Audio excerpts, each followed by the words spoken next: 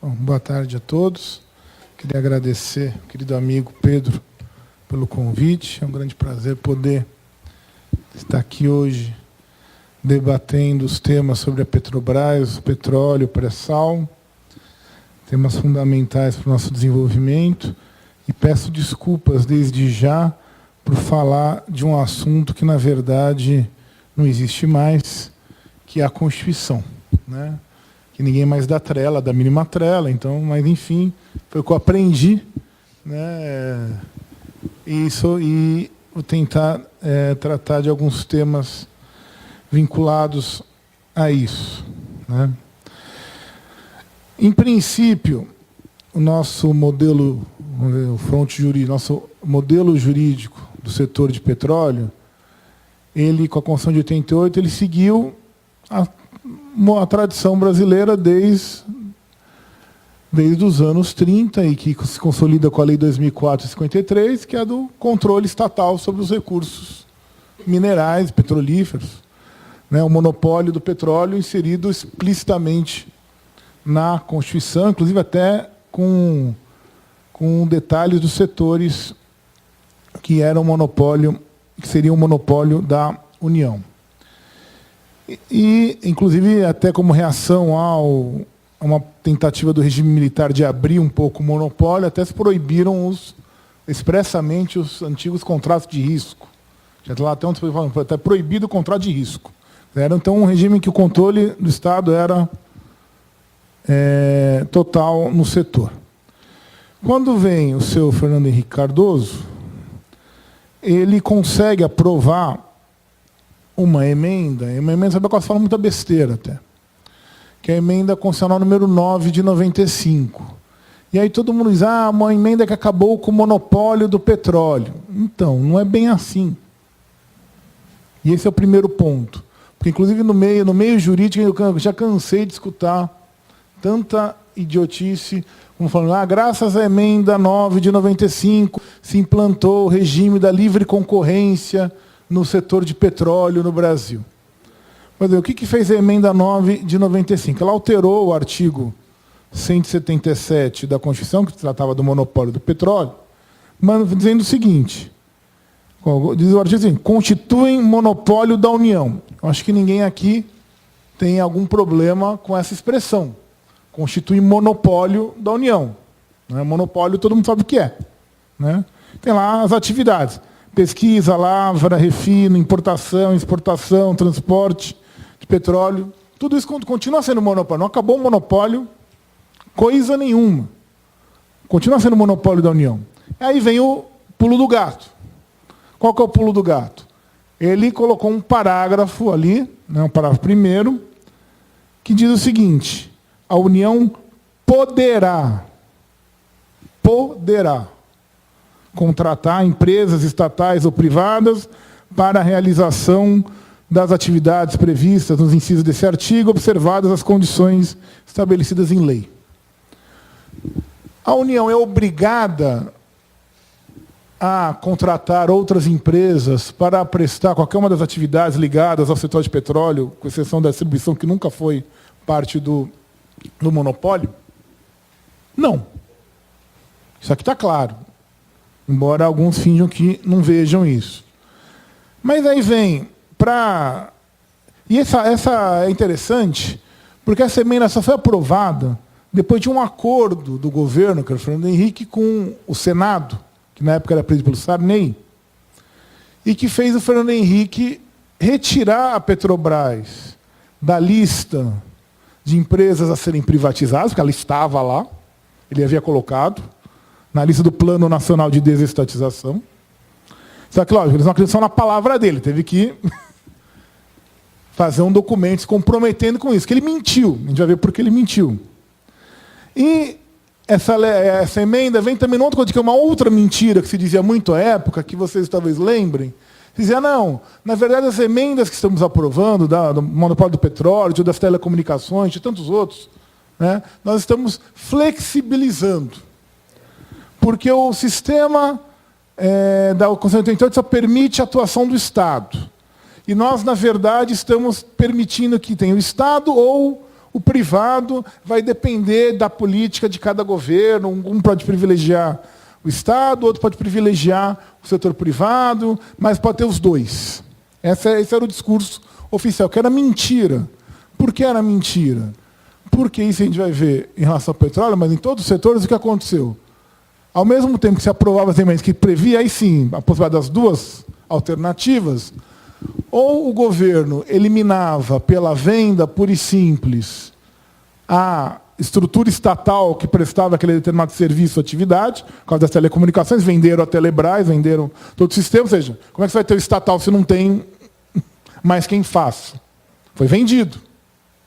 Ou, o que aconteceu no petróleo e nas telecomunicações e tantos outros, pela legislação ordinária, você incluía regras contrárias ao próprio texto da Constituição que eles tinham mudado, que é o caso da Lei do Petróleo de 97. A Lei 9478 de 97, que é a tal da Lei do Petróleo, ela tem uma série de inconstitucionalidades. Ela não tem uma, ela tem um monte. Né? Para começar, né, essa lei, a Constituição diz, a União poderá contratuar direta ou contratar a empresa privada ou estatal para prestar as atividades. O artigo 23 dessa lei diz: as atividades de exploração, desenvolvimento e produção de petróleo e gás natural serão exercidas mediante contratos de concessão precedidos de licitação na forma estabelecida na lei. Cadê a opção da União? Não está. Ela tirou. A lei pode tirar o que a Constituição não tira? Obviamente que não. Não precisa ser nenhum jurista para saber disso. A Constituição está acima da lei. Mas mais do que isso, e aí vem uma discussão que chegou, inclusive, ao Supremo Tribunal Federal, e que torna todo o regime de concessão absolutamente inconstitucional. A Constituição diz o quê?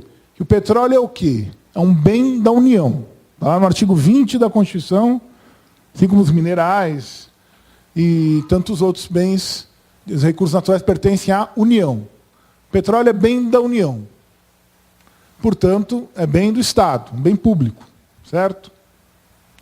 Diz o artigo 26 da Lei 9478. A concessão implica para o concessionário a obrigação de explorar por sua conta e risco, e, em caso de êxito, produzir petróleo ou gás natural, determinado bloco, conferindo-lhe a propriedade desses bens, após extraídos, com os encargos relativos aos pagamentos de tributos, etc., etc.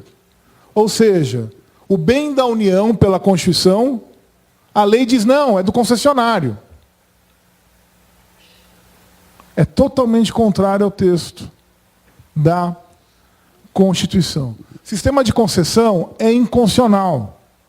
Essa questão, o governador Requião, à época, era governador do Paraná, o senador era, à época, era governador do Paraná, levou para o Supremo. O Supremo fingiu que não viu, como sempre. O Supremo simplesmente disse, não, a lei é constitucional. Com uma desculpa, se eu disser que a lei não é inconstitucional, vai quebrar a Petrobras. Sempre a Petrobras é o centro das preocupações de todos os nossos grandes estadistas e homens públicos, porque a Petrobras é uma empresa frágil que está à beira da quebra a qualquer momento. Né? Sempre vai quebrar a Petrobras, vai quebrar a Petrobras. Esse é o grande argumento que se utiliza em qualquer política que se faça sobre o setor de petróleo. Vai quebrar a Petrobras. Então não pode. Né? Então, à época, o Supremo simplesmente disse, não, a lei é constitucional, não tem problema. Fingindo que não viu nenhuma dessas questões. A Lei 9478, que é uma lei anti-Petrobras, basta ler o texto, a Petrobras é proibida de fazer isso, não pode aquilo outro. Tem uma série de restrições à atuação da Petrobras. A Lei 9478, o que ela faz também? O que ele faz assim que aprova a lei? A lei diz, a Petrobras deve ter 51% das ações em mãos da União. Na época, a Petrobras tinha cerca de 80% das ações em mãos da União. Ele vendeu na Bolsa de Nova York a porcentagem, né, que sobrava dos 51% em ADRs. Né, criou as ADRs lá, vendeu em ADR na Bolsa de Nova York. Para quê? Deus sabe. para dizer que a Petrobras é uma empresa internacionalizada, que está presente na Bolsa de Nova York, cujo resultado disso a gente só vai perceber agora, né? Exatamente, que é submeter a Petrobras às leis americanas e correndo sério risco da Petrobras ser efetivamente inviabilizada em virtude do resultado dessas ações, dessas class actions, estão sendo desenvolvidas nos Estados Unidos, estão correndo nos Estados Unidos, passivamente, com o governo brasileiro, isso aliás, não é desse atual governo, do governo anterior também, simplesmente ficou assistindo, como dizia o Aristides Lobo, né, bestializado a tudo. Vendo a Petrobras derreter, seja no ataque especulativo que ela sofreu, né, no início de 2015, seja nessas ações, simplesmente não interferir. Não, a Petrobras, não tem nada a ver com isso, é o problema da Petrobras, não é comigo, fingir que não é com ele, quando a Petrobras tem, inclusive pela própria legislação americana, formas de não se submeter a esse tipo de ação. Tem direito à imunidade por ser um órgão do Estado brasileiro, mas já vou voltar daqui a pouquinho. Porque tem um probleminha de onde é que está a Petrobras juridicamente. Que uma coisa é o que diz o regime jurídico, outra coisa é o que a Petrobras diz que ela é. Né? Esse regime vai durar até 2010. Quando se descobre o pré-sal, né, se fala, bom, temos que mudar o regime jurídico, porque não dá para entregar o pré-sal para o modelo de concessão. Tem que ser um modelo que garanta mais o controle nacional. E vai se aprovar, né, a Lei 12.351, que é a Lei da Partilha. A Lei da Partilha tem uma única vantagem sobre a Lei da Concessão. Ela é constitucional. E aí, né, ela garante a propriedade do bem petróleo ou gás natural ao Estado. Então, ela não dá a propriedade para o concessionário. Pelo contrário, continua com a União. Então, nesse ponto, ela não tem nenhum problema de constitucionalidade. Mas ela também é uma lei mal feita e ruim. Ela não comparada com a lei da concessão, ela é ótima. Mas ela poderia ter sido muito melhor. E, para variar, né, uma péssima política do senhor Luiz Inácio Lula da Silva quis ficar com o pé nos dois barcos. Não quis renegar a lei do Fernando Henrique, quis fazer uma outra, mas, ao mesmo tempo, também não quis mudar muito. Né? E fez o quê? Fez um sistema em que nós, hoje, temos, de maneira extremamente frágil, e a questão da Pradicé, que eu vou falar mais ao final, prova isso, um sistema dual de regime de contrato de petróleo, que só gera confusão, só gera insegurança jurídica. Quem gera insegurança jurídica no Brasil é o próprio sistema jurídico. Tamanha confusão que se estabelece. E que você tem, então, quando é uma área estratégica, um decreto do presidente diz que é área estratégica, então é o modelo da partilha. Quando não, é o da concessão. Você fica com dois regimes, sendo que um é inconstitucional, quando se poderia ter aproveitado a lei para revogar a lei da concessão e ter ficado só com um regime. O da partilha não é nenhuma maravilha, mas é melhor que o da concessão. A gente defende hoje porque, na falta de coisa melhor, é o que tem para segurar. Né? Mas também não é nenhuma salvação do controle nacional dos recursos estratégicos. Né? Mas, enfim, é melhor que o outro. Né? É menos pior. Talvez seja essa a palavra. Né? Menos pior. Né? Em que você tem, então, um sistema esquizofrênico, com dois regimes, e com algumas regras que, para serem solucionadas, geram problemas maiores do que soluções. Por exemplo, o fato de haver dualidade de regimes favoreceu a que houvesse regras bem específicas na lei de 2010 sobre a tal da unitização, né, dos regimes.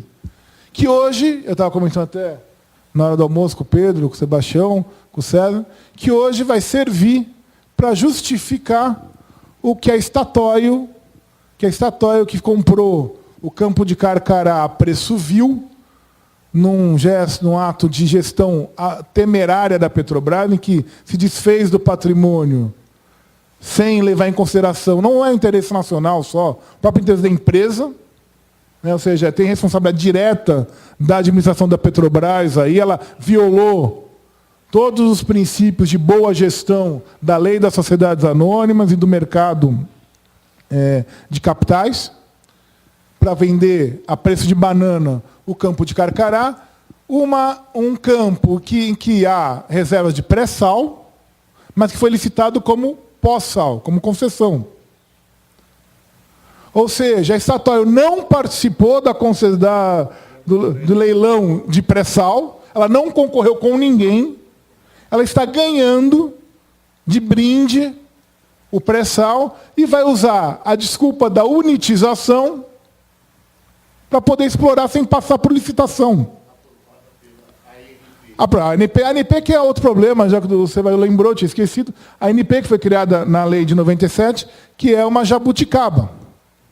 Porque o Brasil é o único país do mundo em que um setor que é monopólio do Estado tem uma agência reguladora. Agência reguladora para um setor que é monopólio não faz o mínimo sentido. Mas no Brasil, né, como antigamente tinha agência de banco, agência de correio, agência de turismo, depois virou tudo agência, imitando o modelo americano e contrariando o modelo americano, porque nos Estados Unidos as agências foram criadas para estruturar a atuação do Estado, no Brasil elas são criadas para te retirar o Estado do setor. Quer dizer, é tudo ao contrário do que foi pensado. Esse modelo do pré-sal, então, ele cria problemas, criou a PPSA, que teoricamente deveria administrar os contratos do pré-sal, né? Mas, na verdade, ninguém sabe direito para que ela serve ou o que ela faz, ou a quem ela serve, né? Talvez seja essa palavra, essa expressão mais adequada.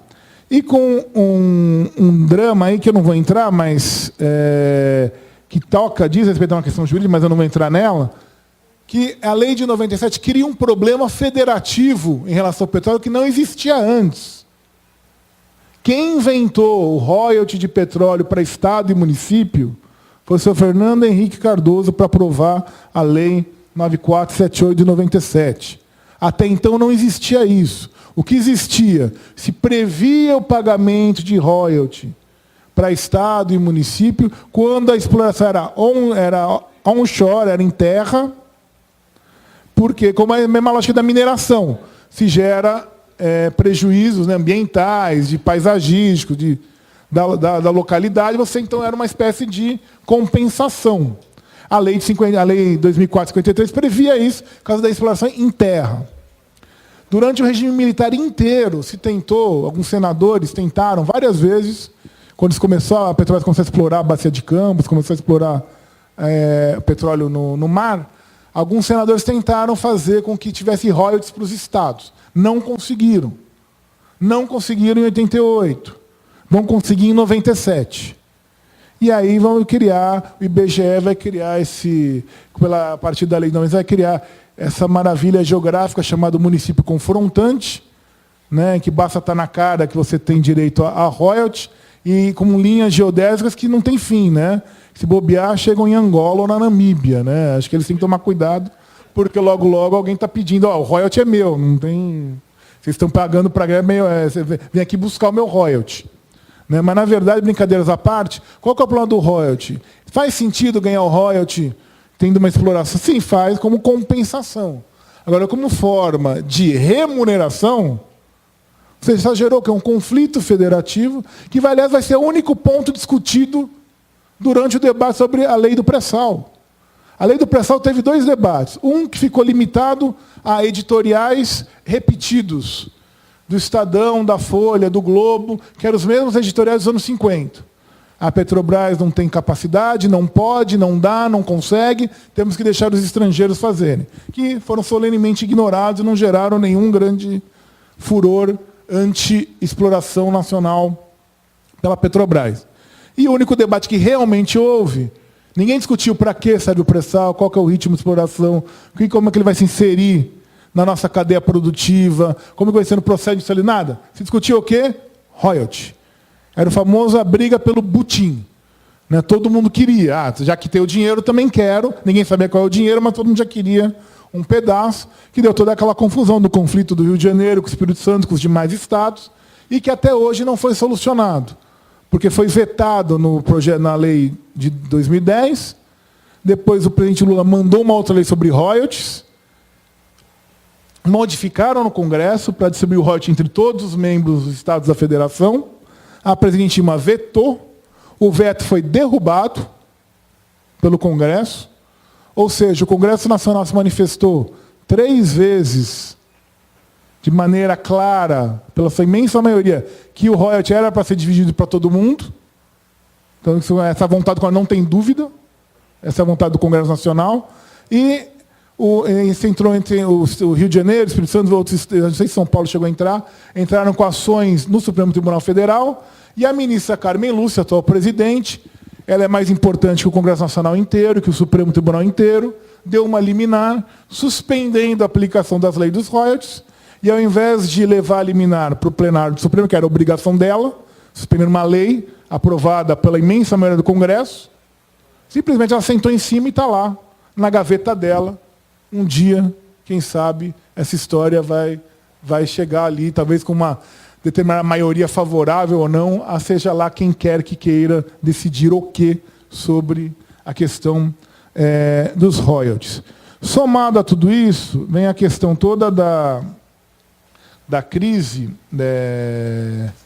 da Petrobras, que está ligado muito também à questão do regime jurídico da Petrobras. Juridicamente, o que é a Petrobras? A Petrobras é uma sociedade de economia mista. O que significa isso? Ela é um órgão da administração pública indireta do Estado. Ou seja, ela é um órgão de administração pública, sob o formato de empresa. Mas, antes de qualquer coisa, ela é um órgão da administração pública. Para que existe a Petrobras? Para executar a política nacional de petróleo. Estava na Lei 2004, de 53, e agora, bem mais light, na Lei 9478 e na 12351. A função da Petrobras é essa, ela existe para isso. Por que o governo brasileiro pegou recursos escassos e vai colocar para fazer uma petroleira? Não é para fazer caixa, não é para gerar lucro, não é para criar, para fazer o mercado de capitais ficar feliz ou não, é simplesmente porque tem que ter alguém que vai executar a política nacional de petróleo, que é a Petrobras.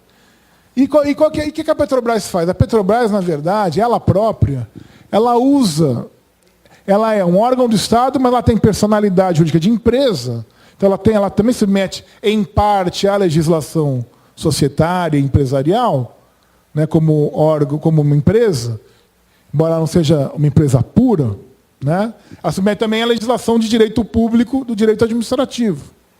Então, ela fica nos dois mundos. Ela é um ente de ligação dos dois mundos. E ela joga com isso. Ela joga com isso ao tempo todo. Quando interessa para a Petrobras impor uma determinada decisão, não, eu sou o Estado, eu estou falando em nome do Estado.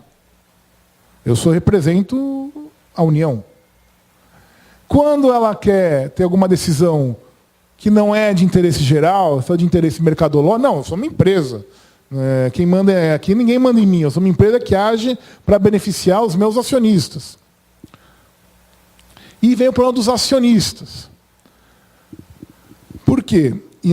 É um problema jurídico também sério. Até 1976, não tinha nenhum grande problema com sociedade de economia mista no Brasil. Por quê? Porque, na prática, a sociedade de economia mista ela era uma empresa pública. Por quê? Porque quem que eram os sócios da Petrobras, da economia? Ou da Vale do Rio Doce, da CSN, Banco do Brasil, tanto faz. Quem que era o sócio? Tinha a União, que detinha 80% do capital. E quem que era o sócio?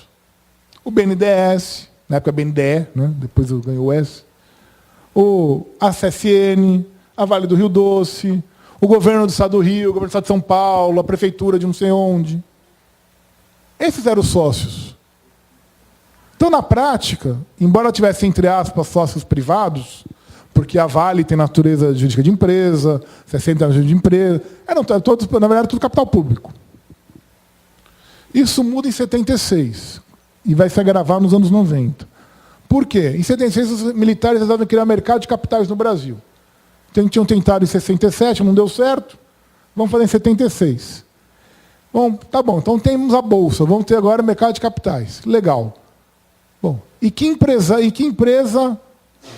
grande empresa brasileira, vai ter ações em Bolsa? A Globo? Não tem até hoje. Vive falando das vantagens do livre mercado, mas não tem ação em Bolsa. A Votorantim? Não tem até hoje. Então quem que vai? Alguém tem que estimular. Isso aqui funciona, não é uma brincadeira.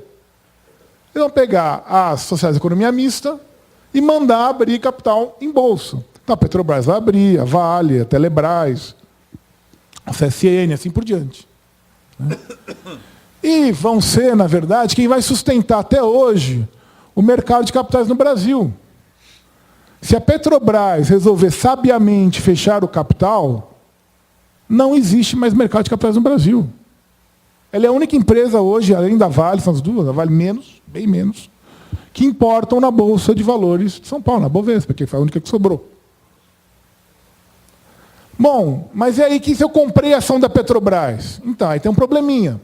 Quem compra a ação da Petrobras, não é nenhuma crítica, as pessoas podem comprar a ação de quem quiser. Mas tem que saber uma coisa, e a Petrobras avisa no seu portfólio. Ela é uma sociedade de economia mista. Portanto, quem é que controla a Petrobras? A União, o governo. Ou seja, alguém que compra ações da Petrobras vai algum dia mandar na Petrobras? Não, ele sabe disso. Ninguém está sendo enganado. Lógico que o minoritário tem que ser ouvido, tem que ter o seu papel de fiscalização, sugerir até medidas que podem ser saudáveis para a gestão da empresa. Mas ele nunca vai controlar a empresa. Não tem acordo de acionista para ele poder controlar a empresa. No fundo, ele está comprando o quê? Não é propriamente uma ação. Ele está comprando praticamente um título da dívida pública. Por quê? Porque a Petrobras não vai quebrar. Por que alguém compra a ação da Petrobras? Porque ela não vai quebrar. Ela não tem esse risco. Por que fundo de pensão compra a ação da Petrobras? Porque ela não vai quebrar. É um investimento que tem segurança. Fundo estrangeiro compra ação estatal por quê? Porque é uma segurança, investimento seguro. Daí a ter todo esse discurso que a gente viu a partir de 2014, 2015. Não, porque, imagina, os acionistas da Petrobras, acionista da Petrobras somos todos nós. Quem acionista da Petrobras é o povo brasileiro. Os recursos da Petrobras vieram do orçamento da União, vieram dos nossos impostos. Ela não adquiriu nada do que ela investiu vendendo ação em bolsa. Não é pelo mercado de capitais que ela se financia. Pelo contrário. Agora a gente está vendo que o mercado de capitais é um dos buracos por onde ela está gastando fortunas para tentar se defender e se proteger de uma série de lambanças jurídicas e econômicas que fizeram nas suas gestões. Mas essa situação da Petrobras de ficar com o pé nos dois barcos gera todo esse problema. E para encerrar, e com tudo isso vem o projeto do colega de vocês, José Serra, não é isso? Não é engenheiro também? Ele é economista. Mas ele disse que era engenheiro. Ninguém quer ele, os economistas também dizem que ele não é. Ninguém quer ele, coitadinho.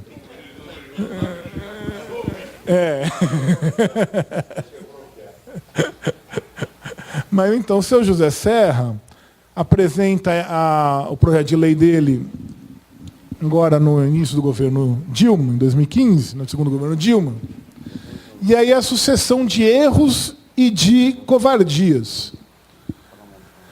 É um projeto que, na verdade, com a desculpa de proteger a Petrobras, quando todo mundo é preocupado que a Petrobras vai quebrar, todo mundo se preocupa que a Petrobras vai quebrar, né? Se não vai quebrar a Petrobras, sempre o argumento é que se não vai quebrar a Petrobras. Então a lei do petróleo inconstitucional é constitucional se não quebra a Petrobras. Tem que acabar com a Petrobras como operador, senão vai quebrar a Petrobras. Tem que tirar o monopólio. Esse carga pesada, a Petrobras não pode explorar petróleo. Petróleo é muito difícil, gasta muito, né? Deixa ela vender cachorro-quente, que talvez seja mais útil. Ela não vai ter esse peso todo nos ombros, a pobre Petrobras. Né? Senão vai quebrar. Né? Como tem o quebrar a Petrobras é o mote, então ele vai e propõe a retirada da obrigatoriedade da Petrobras como operadora única do modelo de partilha. Na prática, ele destruiu o modelo de partilha. É isso que aconteceu.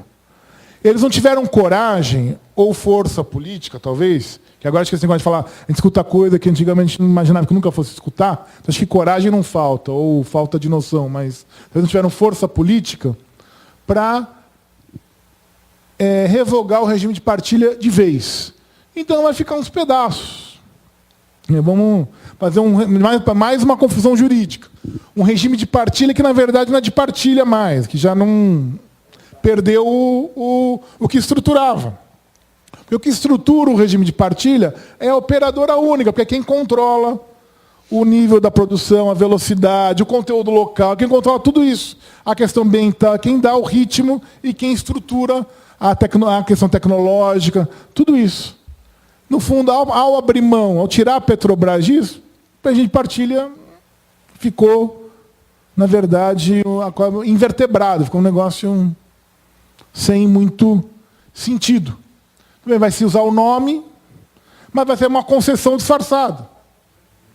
É isso que vai ser uma concessão disfarçada. Tudo bem, formalmente não vai se transferir a propriedade para o concessionário, porque a lei de partilha, em tese, está em vigor. Então não é inconstitucional nesse sentido. Mas vai ser um regime de concessão, vamos dizer, melhoradinho um pouco. E é isso. Então o Brasil vai ter dois regimes de concessão, a concessão e a concessão disfarçada, que para explorar as reservas do pré-sal. Com um problema, e aí eu vou dar um testemunho pessoal e encerro. Eu tive, não sei se foi prazer ou desprazer, de ser chamado na Câmara dos Deputados para a comissão especial que estava debatendo esse projeto do Serra, quando chegou na Câmara, né, que é o projeto 4567, né, chamava, que era o número. E aí eu escutei ali pérolas muito interessantes. Né, e mostra bem o nível da preocupação da nossa elite política com a questão da soberania econômica e energética do país.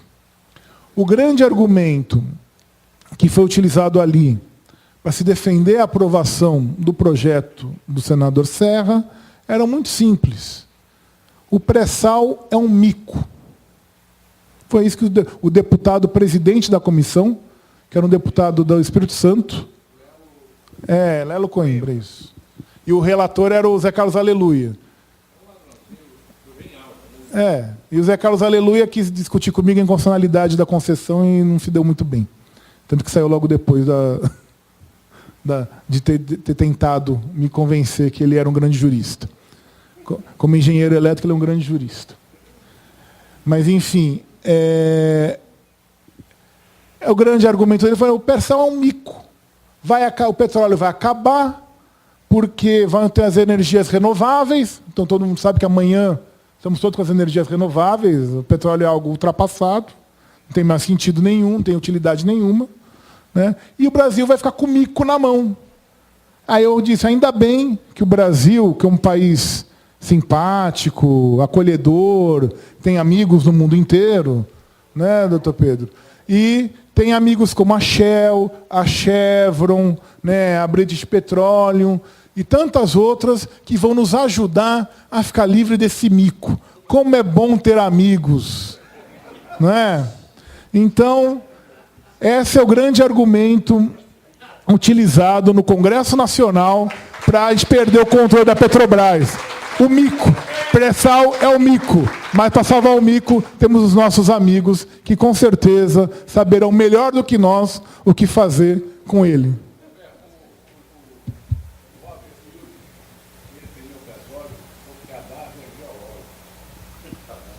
É antigo. Muito bem. Alguém para fazer perguntas? Zé Eduardo. Gilberto, você, brilhante, você me deixou aqui muito confuso também, uma série de dúvidas, né? Porque eu sou engenheiro, né? Mas sou engenheiro, não sou economista, não é? Sou engenheiro, me afirmo como engenheiro, né? Mas eu estava conversando de manhã com o Metri, essa questão das ADRs, quer dizer, a questão da legislação, como é que fica esse conflito jurídico.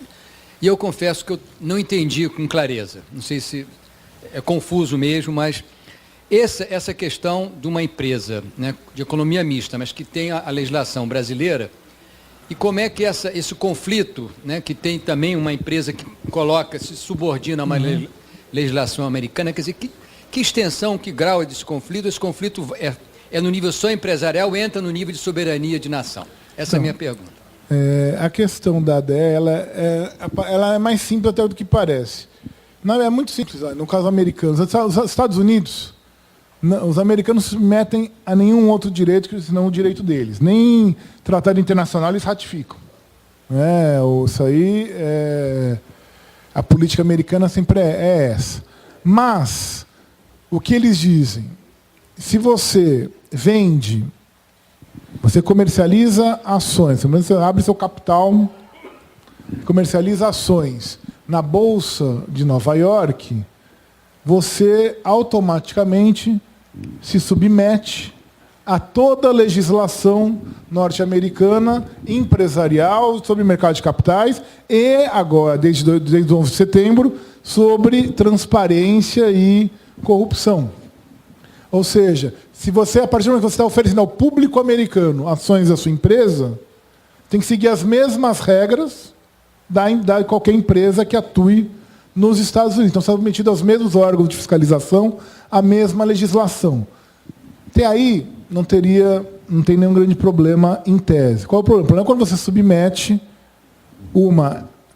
se qualquer empresário quer abrir capital lá e quiser fazer, é direito dele, pode fazer, e sabe qual que é o risco. Né? Inclusive, tem um risco tributário gigantesco, porque ainda pode ser bitributado, porque pode ter que pagar lá e aqui.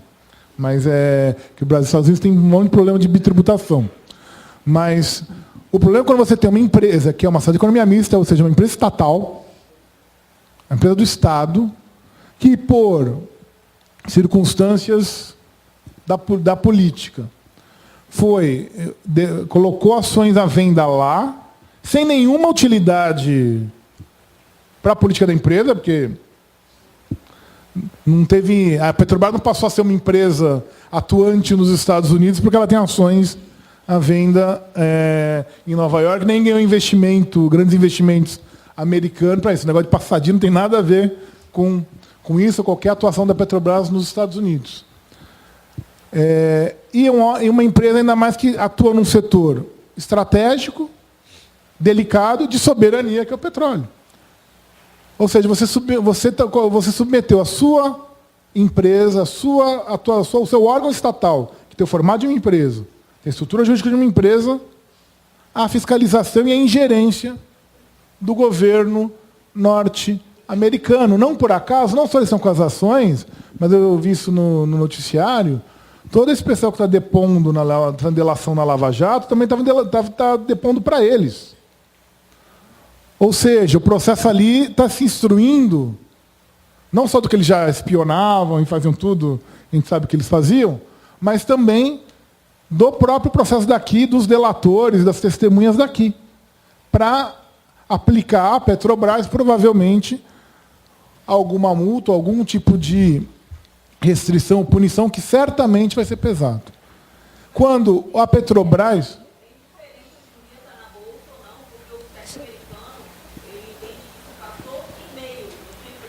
Sim, mas porque a Petrobras está lá. O SEC americano não tem nenhuma ingerência se a Petrobras não tivesse com a ação lá. Então, o problema dele. O SEC americano ia querer processar a Petrobras, o problema dele. É uma alienação gratuita. É uma alienação gratuita. Não, sim, mas para isso... Porque o SEC americano pode fazer isso em relação à empresa americana. Tudo bem, ele pode investigar quem ele quiser, pode. Mas ele é absolutamente sem frutos, sem nenhum tipo de consequência. Se a Petrobras não tem ações lá, não tem interesses lá, ela fala, a Petrobras aplicou, foi corrupta ou não sei o quê. Tá, e daí? Ele vai aplicar uma multa à Petrobras e não, a Petrobras não vai pagar e pronto. Ele não tem jurisdição. Agora, quando você colocou as ações lá, você deu a jurisdição para ele. É isso que aconteceu. Você abriu a jurisdição. Se ele não tem jurisdição sobre quem não está lá. Ele pode falar o que ele quiser, pode até achar que tem, pode falar o que ele quiser. Por causa do governo argentino foi isso, por exemplo. O caso lá da dívida dos fundos Abutre, para usar um exemplo paralelo. Tá? O juiz lá de Nova York não tinha jurisdição. Tanto que o governo argentino, daqui, plano de vocês, pode falar o que você quiser. Ela reclamou com o Obama, lógico, falou, esquece, puta, você está... Como é que eu sou o governo argentino sendo julgado numa corte em Nova York? Você não tem jurisdição internacional. Se tiver, bens lá. Se não tiver, dane-se. É isso. E a Petrobras tem por quê? Porque abriu a DR. É isso. Se tiver, pode bloquear lá. Não lá fora de lá. Ele não pode bloquear aqui. Ele não pode bloquear na França. Não pode bloquear em nenhum outro lugar. Porque você não tem a jurisdição. Agora ele pode bloquear em qualquer lugar. Por quê? Porque você deu a jurisdição. Esse é o problema. É interessante ver isso. A minha pergunta não é essa, mas só uma observação. A Eletrobras, que também entrou recentemente com ADRs lá, teve problemas recentemente pelas mesmas razões. Exatamente. Foi punida aqui por ter entrado lá de graça. Mas a minha observação, em primeiro lugar, Gilberto, parabéns pelas análises aí. Eu acho que é uma grande contribuição, uma grande arma posta na mão dos movimentos sociais que estão aqui hoje comprometidos em defender a Petrobras, as suas análises jurídicas, né, que merecem ser aprofundadas. Mas eu queria uma observação, sugeri que você aprofunde, uma dualidade, outra da lei da partilha. Por um lado, foi definida a Petrobras como operadora única exatamente para garantir uma série de controles.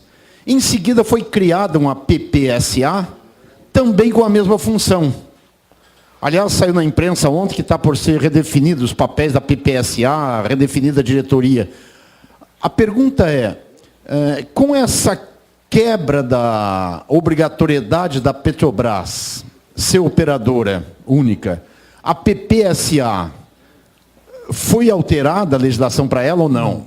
A primeira pergunta. E a segunda pergunta é se a PPSA teria, de fato, condições de fazer esse controle na ausência da Petrobras como operadora única. A PPSA, a legislação sobre ela não se alterou em princípio. Tá? Agora, para que foi criada a PPSA? Vamos ser aqui bem objetivos. Ela foi criada na lei para esvaziar a ANP. Porque ela vai gerir ela gere os contratos, ela gere a comercialização do óleo extraído. Então, ela foi uma espécie de tentar esvaziar a ANP por dentro, sem extinguir a ANP ou retirar competências da ANP. A lei reforça, cria a PPSA e reforça os poderes do Ministério e do Conselho Nacional de Política Energética. É para esvaziar a ANP. Isso era a linha do governo para esvaziar a ANP. Só que o que acontece? A PPSA faz sentido se a Petrobras é operadora única. Porque, na verdade, ela troca todas as informações, são órgãos do governo e está tudo na mesma linha. Agora, quando não, ela vai ter que negociar com a Chevron, com a Shell, com não sei quem, com a Total, sei lá quem que vai ser operador de cada campo, e vai ter que... Ela tem, em tese, os poderes de fiscalizar, mas ela não tem estrutura, ela é uma empresa enxuta, muito enxuta. Ela praticamente não tem estrutura. E foi feito de propósito isso, porque na verdade só geriria que a Petrobras ia fazer o serviço, no fundo é isso. A Petrobras ia cuidar de tudo e ela só ia fazer a gestão final de contrato, de formalizar a comercialização do óleo extraído.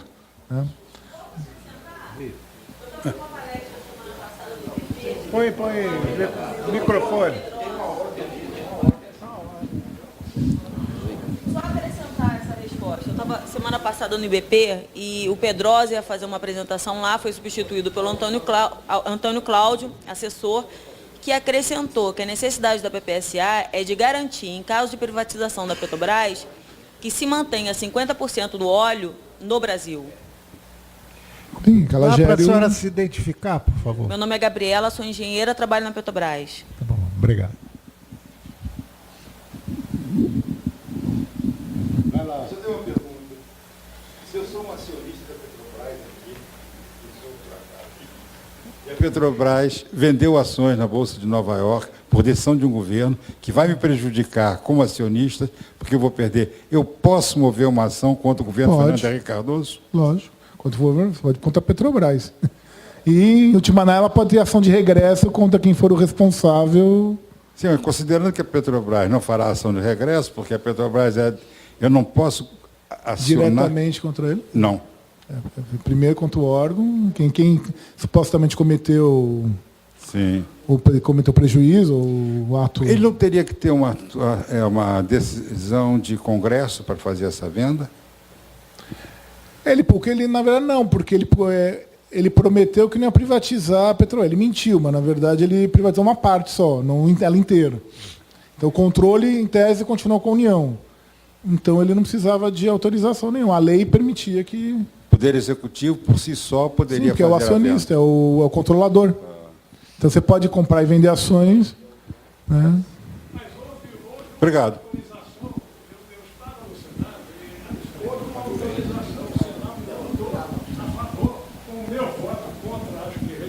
Em ata, mas todo o Senado votou a favor. Me lembro deste episódio. Foi um acordo com o Sarney. Exatamente. Um acordo. Mas, na verdade, pode. Como a pessoa pode comprar ação para vender ação. Ela não pode interferir no mercado, que isso interfira no seu time mais. Ela pode vender, comprar ação até o limite que isso não configure uma intervenção descabida no mercado de capitais. Que aí a CVM está ali para fiscalizar. Mas, em princípio, para comprar e vender ações. Gilberto, parabéns pela sua exposição, muito elucidativa e brilhante. Queria fazer uma pergunta. A direção atual da Petrobras está vendendo com uma rapidez, né, suspeitíssima, né, 35 bilhões de reais de ativos da Petrobras. Né? Participações no exterior, petroquímica, nova transportadora do Sudeste, rede de dutos, tirando a empresa do álcool, Liquigás, Petrobras Distribuidora. Toda vez que uma operação é, digamos assim, às vezes não concretizada, mas vence-se uma etapa da operação, por normas da CVM, ela é obrigada a divulgar isso como um fato relevante. E, sistematicamente, a direção da Petrobras diz que a operação obedeceu a um processo competitivo. Não é? Quer dizer, a Petrobras, como você disse, é uma empresa de economia mista, de capital aberto, da administração indireta, submetida aos princípios do artigo 37 da Constituição. Né? E tem uma lei 8666, que ela não é obrigada de todo a servir. Agora né? é. Tem um decreto que aprova um regulamento simplificado. Não tem mais. E agora, não tem mais? A nova lei das estatais. Pois é, agora tem uma nova lei das estatais. Ela tem revogou, uma nova lei das estatais, né? Em relação à qual eu tenho uma certa cautela, porque foi feita problema. pelo senador Tasso Gereissati. Ela tem só para um parênteses, desculpa só para esclarecer. A lei 13.303, se não me engano meu, que é a nova lei das estatais, Isso. ela revoga 2 artigos da lei do petróleo, que inclusive o que permitia que a Petrobras tivesse um procedimento próprio de licitações. Que era o decreto lá, que depois vai ser a base total do regime diferenciado de contratação. Então ela vai revogar, o decreto hoje está revogado. Só que a própria lei das estatais, ela prevê toda uma espécie de formas simplificadas de licitação já na lei. Eles tiraram o decreto e botaram para a lei. Então, simplificou um pouco, porque nós estamos na 8666, não foi revogada não, né? Não. E nessa nova ela é lei, ignorada, é outra né? coisa. E essa nova lei das estatais. Então nós temos simplificado porque nós tínhamos o decreto para complicar. Então a colocação que eu faço, toda vez que você divulga a venda de um ativo, sai um fato relevante, a operação foi realizada por um processo competitivo. Essa palavra, essa expressão, processo competitivo, que eu saiba, não existe em lugar nenhum, pô. A venda de ativos nas empresas estatais se faz através de leilão. Exatamente. Um leilão não é um processo competitivo. O leilão tem um edital, é público, tem etc, tem que se obedecer, né, ao princípio da da fidelidade ao instrumento edital convocatório, esse negócio todo. Eu pergunto a você o seguinte, nós poderíamos tomar uma iniciativa para parar esse processo por aí? Podemos tomar... Com consistência jurídica? Eu Tem sei dois que o tipos de ambiente hoje está iniciativa, muito difícil para nós, coisa e tal. O judiciário não é o melhor lugar do mundo hoje. Ela nunca foi, né? Mas hoje só piorou. Depois, ainda mais que esse Supremo, que consegue ser o pior de todos. Mas, enfim, com o ministro que se acha iluminista, outro que se acha substituto do poder constituinte, outro que se acha acima de Deus, e assim vai. Mas tem duas medidas que podem ser tomadas em princípio.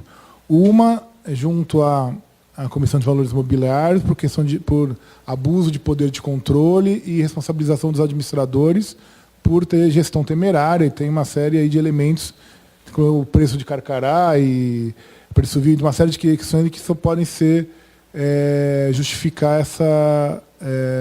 esse abuso, essa má gestão, vamos dizer assim. Isso é a Comissão de Valores Imobiliários.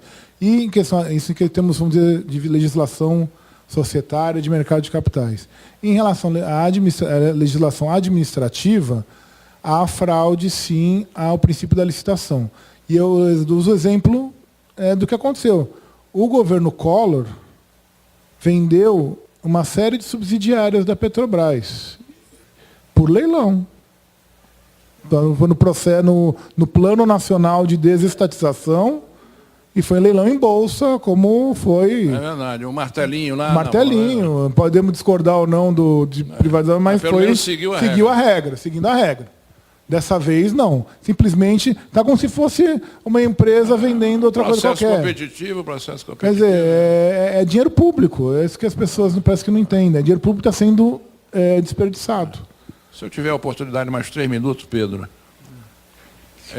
A lei das sociedades anônimas diz textualmente, interpretação literal, na minha opinião, que toda vez que uma companhia, leia-se Petrobras, pretender vender ações de uma subsidiária integral, leia-se Petrobras Distribuidora, ela é obrigada a oferecer essas ações aos minoritários.